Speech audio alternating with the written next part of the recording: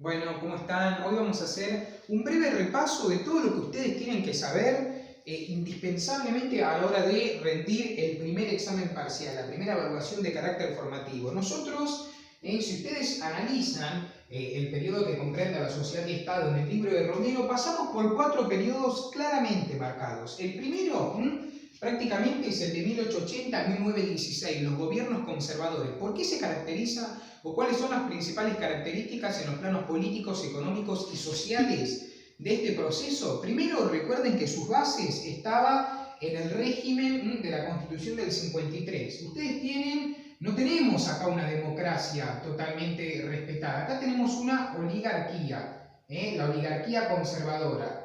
Recuerden cómo era esta oligarquía, porque el gobierno en manos de unos pocos, un fuerte sistema presidencialista, con grandes facultades para intervenir las provincias, con una figura como el presidente con un poder absoluto, decretar el estado de sitio. A eso hace referencia este régimen oligárquico, la república vestida de monarquía, la república como monarquía, según lo que diría en palabras de Alberti, ¿no es cierto? En referencia a esto, a la república en una teoría, pero en la práctica, ¿no? un régimen monárquico. Eso desde el punto de vista de estos gobiernos conservadores.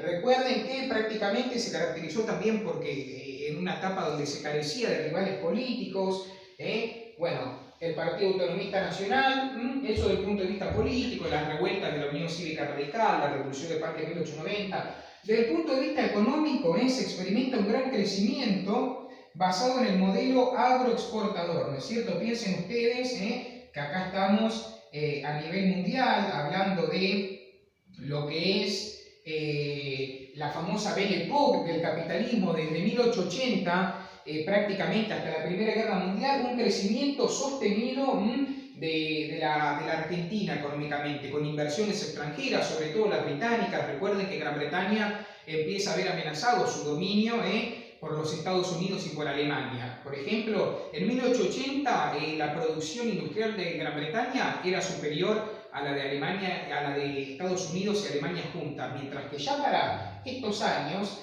Alemania y Estados Unidos producían 6 veces más que Gran Bretaña. Entonces, este modelo agroexportador, el principal socio como ya sabemos, es Gran Bretaña, esa asociación, ese comercio bilateral, la venta de productos agrícolas, la exportación y la importación de bienes manufacturados. La Argentina, granero del mundo. El modelo agroexportador, recuerden desde el punto de vista social, esta sociedad aluvial a la que establece Romero. Recuerden que la Argentina experimenta grandes oleadas migratorias. Romero dice externas e internas, no solamente de la gente que abandonaba el campo y venía hacia la ciudad, sino también la oleada migratoria proveniente de la cuenca del Mediterráneo, sobre todo Francia, de todas partes de Europa, ¿no es cierto? Esta sociedad de constante crecimiento económico con nuevas ideas, surge el anarquismo, el socialismo, pero a la vez de grandes desigualdades habitacional, sistema de salud, salarios no tan altos, es lo que Romero llama como esta sociedad aluvial. Recuerden que este es un repaso. Acá en 1916-1930 tenemos los gobiernos radicales. ¿Qué es lo que se tienen que quedar de los gobiernos radicales? Bueno, ya empezamos a ver el problema económico de la Primera Guerra Mundial, que prácticamente evidencia las debilidades del modelo agroexportador. Acá van a quedar evidenciadas. La Argentina depende mucho del factor externo, las inversiones caen todas nuestras exportaciones, esto genera inflación, desempleo, la movilización del sector obrero. Por eso recuerden que una característica principal de la presidencia de Irigoyen fue muy problemática, la movilización del sector obrero, la Semana Trágica, la Patagonia Rebelde, los conflictos con la oposición, los conservadores, el problema que tenía con el Congreso de la Nación. ¿Qué más? Bueno, las reformas sociales, las grandes reformas sociales, donde ahí está la cara visible del radicalismo, ¿no es cierto? Las reformas sociales que impone Irigoyen. Recuerden que Irigoyen, amado y odiado, visto como un viejo caudillo demagogo, ¿no? O como el padre de la democracia. Estas reformas sociales, bueno, en el año 18, la reforma universitaria, las reformas que tienen que ver con el carácter político, el carácter económico, perdón, empleo público por parte del Estado, el patronazgo, hay mucha relación con Perón.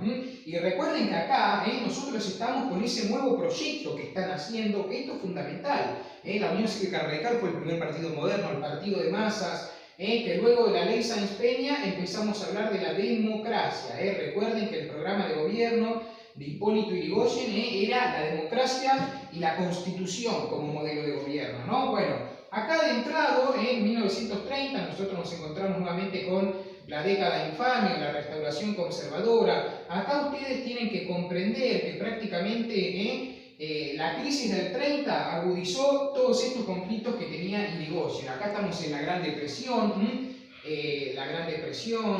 problemas políticos, pero bueno, obviamente problemas económicos, y prácticamente hay una idea de que a Yrigoyen la oposición, todo lo que tiene que ver con las grandes corporaciones, ¿no es cierto?, con un sector del ejército, lo que tiene que ver con el conservadurismo, ven que a Yrigoyen es muy difícil quizá sacarlo por la vía electoral, ¿no? Y se empieza a configurar todos los conflictos, también el estilo personalista de Yrigoyen. Recuerden que después acá tenemos la presidencia de Alvear, que Alvear era antipersonalista, distinto a Yrigoyen, asociado al viejo caudillo liberal, había tenido una presidencia muy exitosa basada en el gran crecimiento económico, la asociación con Estados Unidos, que ahora es la potencia hegemónica. Recuerden el famoso triángulo económico entre Estados Unidos, la Argentina y Gran Bretaña, eso también tiene que estar. Bueno, del 22 al 28 un gran crecimiento económico en lo de Alvear, y acá vemos, bueno, cómo prácticamente esta oposición conservadora, etcétera, ve que es muy difícil ganar a Yrigoyen a través de la vía electoral.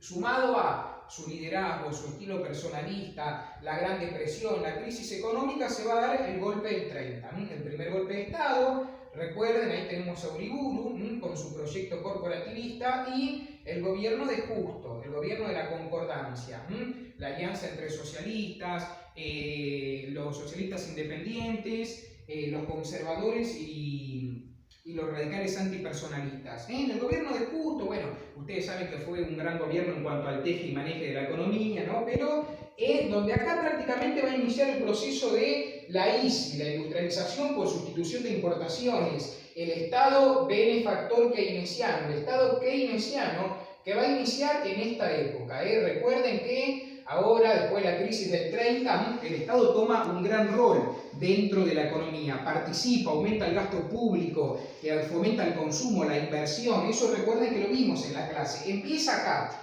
Pero todas estas medidas de un Estado interventor, de un Estado que participa activamente en la economía, las vamos a ver en el peronismo. El peronismo va a tomar estas medidas y las va a profundizar. Recuerden cómo llega Perón al poder, que de peronismo empezamos a hablar prácticamente ya en el 44, en el gobierno de Farrell, hasta el 55. Recuerden que Perón gobierna del 46 al 52, del 52 al 55. Bueno, todo esto ya lo explicamos. Primer plan quinquenal, un plan de intervención estatal en la economía, subsidios a la industria. Ahora el sector económico que más importa, que más crece en la Argentina es la industria. Tenemos el gasto público, los subsidios, la redistribución del ingreso, aumento de salarios, obra pública, empleo público, todo lo que dijimos, monopolización, el IAPI, monopolización del comercio exterior, la nacionalización de los servicios, los ferrocarriles. Bueno, eso desde el punto de vista económico, que ya lo hablamos. Otra cosa importante, el peronismo. Tienen que entender el conflicto entre el peronismo y el antiperonismo, la reforma del año 49, cómo se van configurando las distintas alianzas dentro del peronismo, el rol de Eva Perón, qué rol cumplen los medios, por qué se considera el peronismo un gobierno autoritario, qué es lo que ocasiona la reforma en el 49, no solo la reelección, la reforma del sistema electoral, los cambios sociales, la idea de la justicia social, los grandes avances que obtuvo la ciudadanía en los años dorados del peronismo, del 46 al 49, por qué entra en crisis este primer plan quinquenal, por qué el segundo es totalmente distinto a este primer plan quinquenal, el segundo, cuáles son las causas del golpe de la Revolución Libertadora. Esas son las preguntas que ustedes tienen que hacerse a la hora de responder este examen. Y por favor recuerden unirse el miércoles a la clase de repaso para este examen. El link va a estar disponible el día martes. Así que o se unen al vivo de Instagram o me piden el link al MD para el Zoom. Así que bueno, a estudiar y nos vemos el miércoles. Gracias.